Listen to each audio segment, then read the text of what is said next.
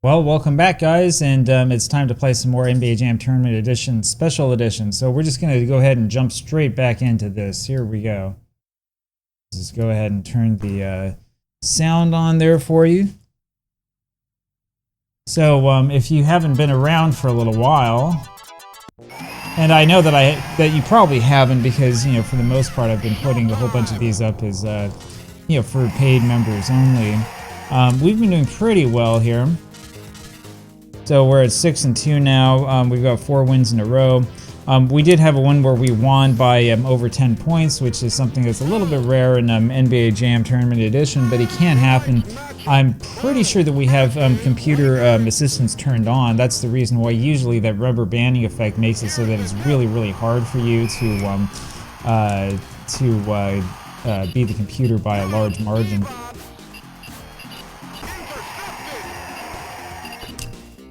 Oops, wrong button. Oh, that's my mistake. Hit the wrong button and was trying to steal, and instead I wound up jumping. So that happens sometimes.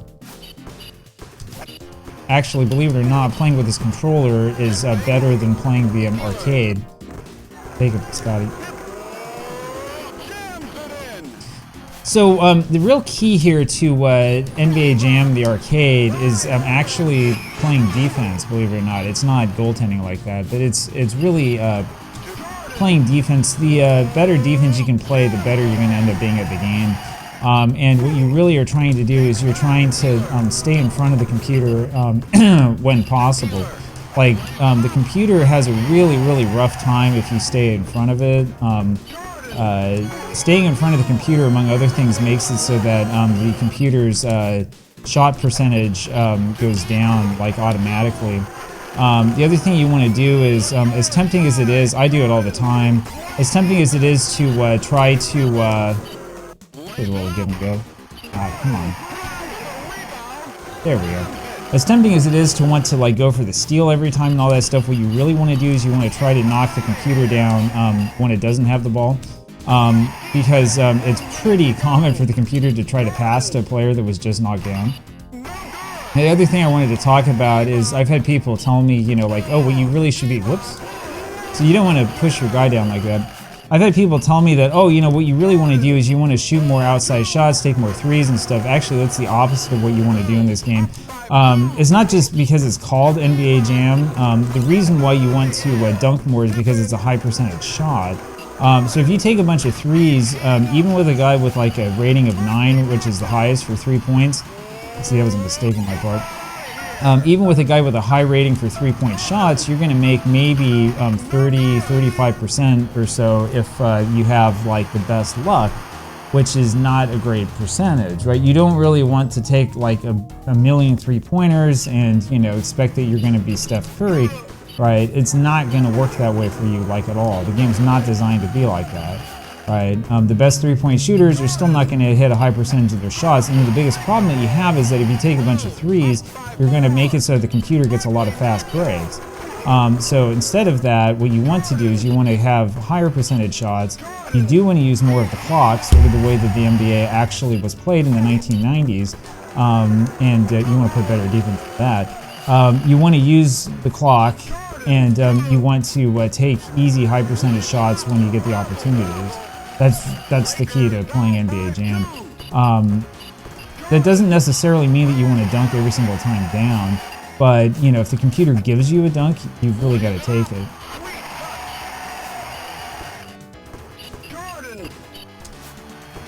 See, there you go. You sort of look for opportunities like that where the computer's made a mistake. Vlade Divas, remember him? There's some other things you can do in this game when you get a little bit creative. Like you can get your teammate to throw a screen for you. There we go. The other thing to keep in mind is that because of the rubber banding effect, the computer, if it's behind, is always going to hit more 3-pointers. And it's always going to take more of them. There's just not much you can do about that. Your best bet really is to try to figure out a way to Your best bet is to try to figure out a way to, you know, like limit the amount of shots that the computer takes if you have a big lead. And then try to pass it to the open man if you can. That didn't work. Anyway, the more I talk about, like, you know, the theory of how to play this game, the worse I play. There we go. So in real life, that shot's bread and butter for Michael Jordan, but in this game, I guess maybe not. People have commented before, and it's true, that Jordan is kind of, you know, underrated in this game. Whoops.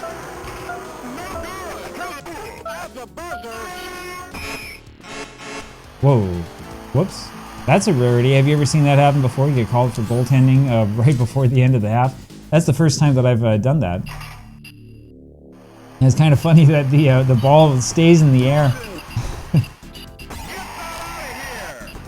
Anyway. Like I said, taking a bunch of outside shots is not really the path to success in this game. It really isn't. What you want to do is you want to get the computer to move like that when you bring the ball in bounds and then go for a spectacular dunk. That's what the game is really designed to be like.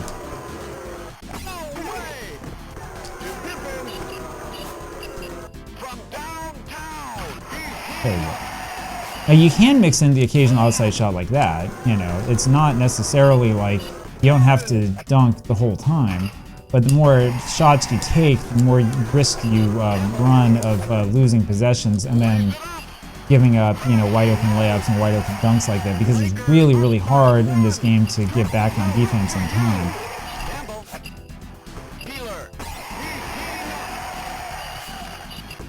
Now the other thing is one of the places where NBA Jam is not as good as NBA Hang Time is Hang Time gives you a lot more options if you're in like a really bad spot on defense or on offense, like I was that last time down the court. In this game, your computer drone will just sort of stand there most of the time, and you just have to hope that he knows how to get open. Jeez. We're really in trouble.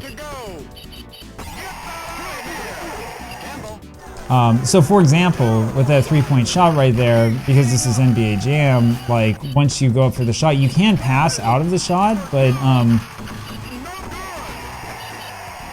you know, in Hang Time, it's a little bit more user-friendly, especially since your guy will go up for, you know, a dunk attempt. You can get an alley-oop out of it. Oh, come on. So I guess the beautiful shot. I guess that the game wants to punish me for the winning streak. The other thing to keep in mind is that wide open shots have a higher percentage of being made. So if at all possible, you want to take as many wide open shots as you possibly can. You want to try to work it so that you have wide open shots. If you're playing with a human, you know, teammate, it helps a lot to have wide open shots. The other thing is that when you're on fire, you want to like spam three-pointers as much as you possibly can, because your shooting percentage goes way up. This is one of the tricks that will help you beat the computer by double digits, which is probably not going to happen here. The other thing on fire is you don't want to do what I just did. You want to go over and goaltend shots, because goaltending's not counted when you're on fire. See, that was a mistake. But instead of going for the steal all the time, you want to like actually play defense.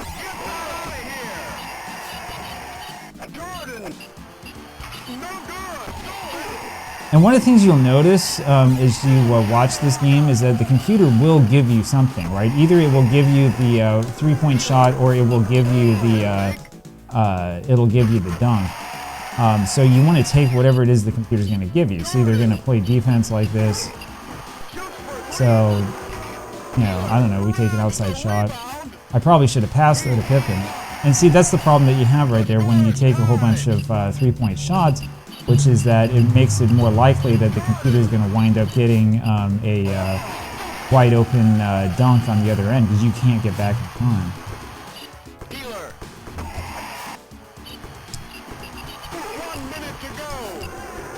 But if you play defense like that, you can get things like that to happen.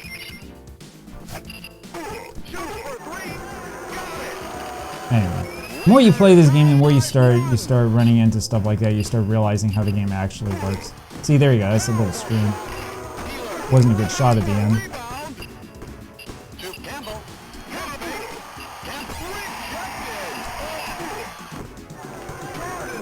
I have no turbo, and I still am able to do the spectacular dunk, so how about that? In theory, you're not supposed to be able to do that.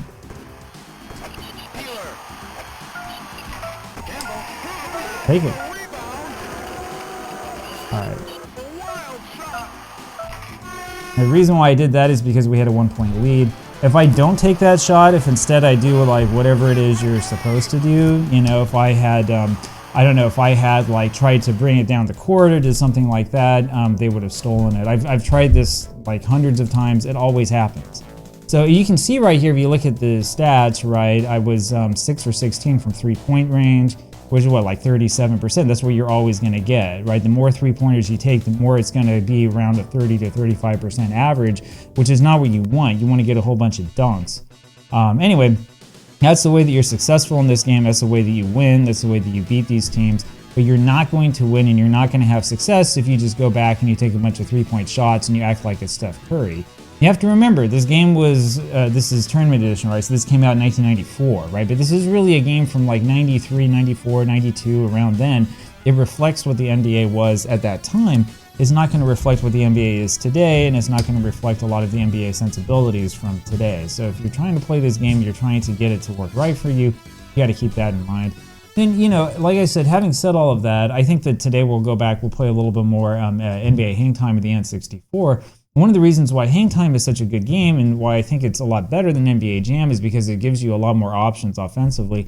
It also, by the way, is a lot easier to play defense on NBA Hang Time. And people who have played that game a lot and who really like understand how it works will all tell you that the reason why Hang Time is so great is because of the defense, not because of the offense. So anyway, look for that coming today as well. I'm going to do probably 2 more videos today. I think that will be free for all. It'll be more of this sort of like Let's Play type thing.